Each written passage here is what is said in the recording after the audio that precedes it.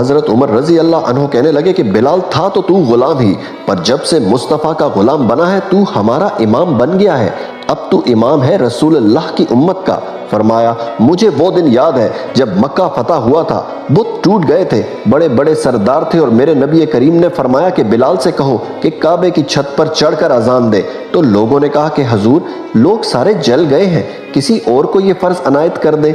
حضرت محمد صلی اللہ علیہ وآلہ وسلم نے فرمایا کہ چپ کرو، بدر میں مار کھا کے اذان پڑھے تو بلال، احد میں پتھر برسے تو اذان پڑھے بلال، تپتے صحراؤں میں پڑھے تو بلال، ہر جگہ مار کھائے تو بلال، اور اگر آج اللہ نے عزت دی ہے تو میں لوگوں کو دیکھ کر بلال کو عزت نہ دوں۔ فرمایا کوئی اوپر نہیں چڑھے گا، ابو بکر بھی نیچے، عمر بھی نیچے، عثمان و علی بھی نیچے، طلحہ اور زبیر بھی نیچے، آج یہ حبشی غلام کعبے کی چھت پر چڑھے گا، اور میں دنیا کو بتاؤں گا کہ اصل عزت اسی کے پاس ہوتی ہے جو رسول اللہ کا غلام ہوتا ہے۔ سبحان